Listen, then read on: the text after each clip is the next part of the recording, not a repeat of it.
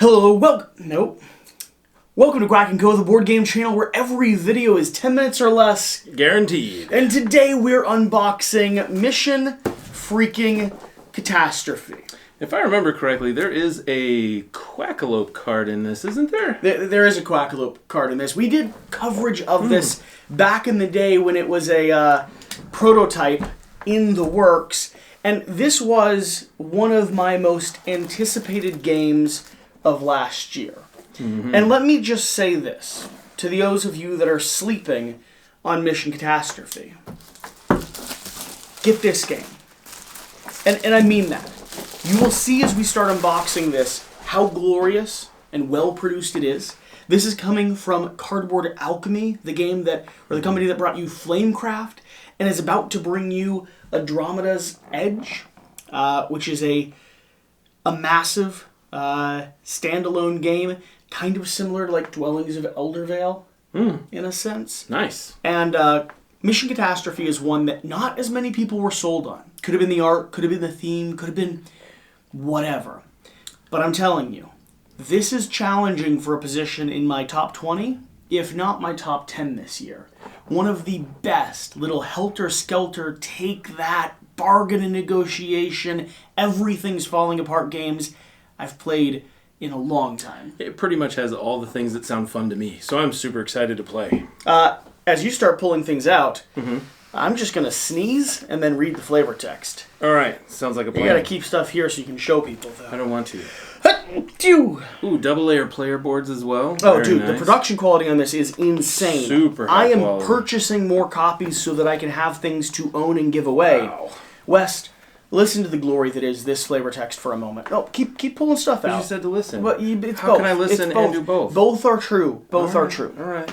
Good news. If you're reading this, you're currently alive. Bad news. A high probability exists that the asteroid you've been studying has exploded into many meteorites and is now hurtling towards the ship. Worse news. And the deep space mining vessel Casimir will not withstand these conditions. You must work with the rest of the crew to keep the ship intact long enough to collect key supplies and get into an escape pod.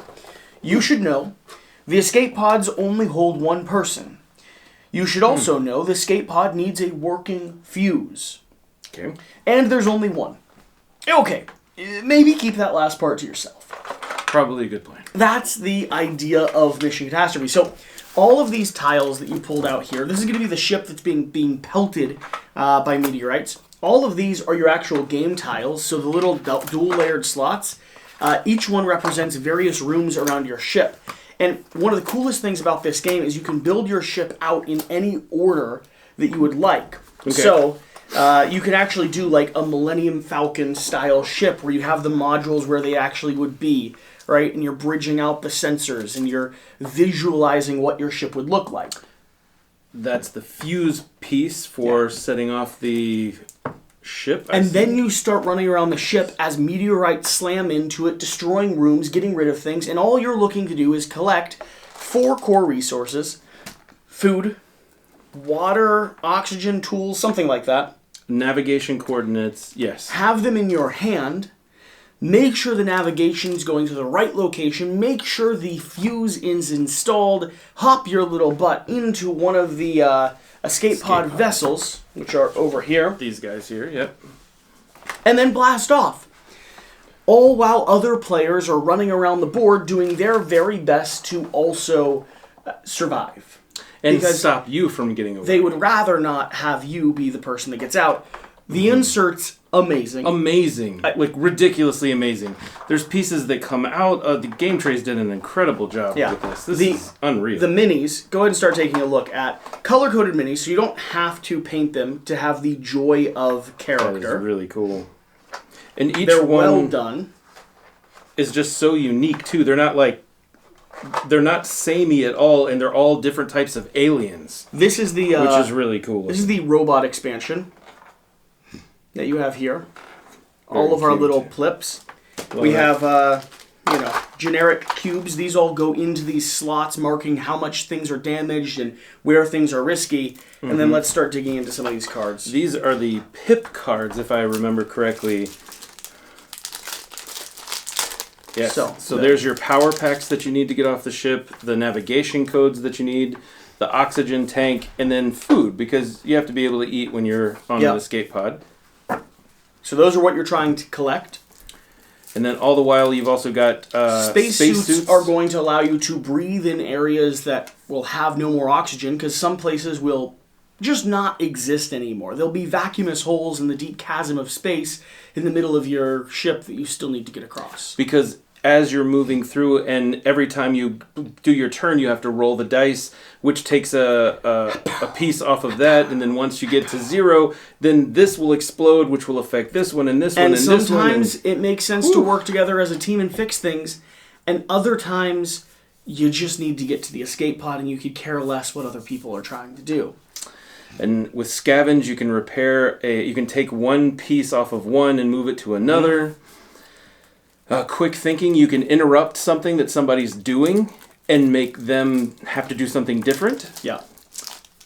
And an override will override a quick thinking or stop someone from doing something completely, and they have to do something completely different. This game gives me all the feeling of Nemesis all kinds of fun things. In a hour-long gameplay that, in my opinion, is substantial. The potato is for the botanist. Yes. So we'll get into this right now. Mm-hmm. There are a slew of roles. We have captain. We have first mate. We have engineer. We have communications officer. And each one of these roles has a variety of different skills that might be the skill that you use for them. So you choose a role, and then you choose a set of skills. All of these are different roles and different skills that you could have in the game. They dramatically impact the play experience.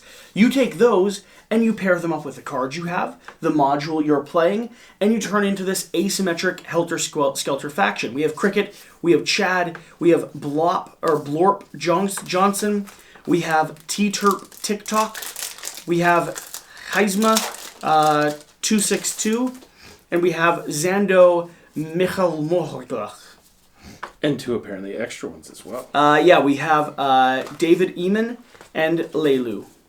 And I know that there's the Marauders expansion if you're doing as a solo play, or potentially co-op as well. And then there's the mold one on the back where as you're moving through the ship, the mold starts spreading and you can't do something without taking the mold off yourself. This game, the thing that made me fall in love with Mission Catastrophe was the degree of modularity. Asymmetric characters, amazing design and production, ship parts that can be arranged in any module that you want, and a mission that has different rooms, different objectives, different things that you're warring against throughout the course of play.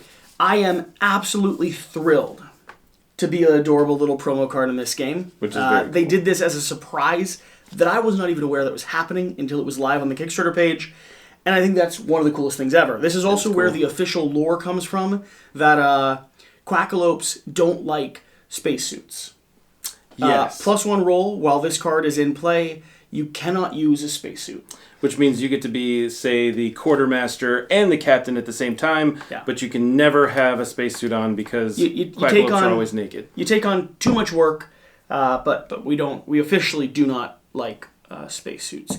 Pants, mostly. As West is uncomfortably aware of. Yes. But I'm not being paid to say this. I have no incentive other than telling you that you should and will regret not getting your hands on this game, because if I cannot, by force, make it more popular, it's going to be hard to get. It just is. It is. It's very true. It didn't do well enough for a massive retail distribution, and I am so hurt and bummed by that. But also, I'm going to keep talking about it here and on my channel, and it's just a permanent part of my collection.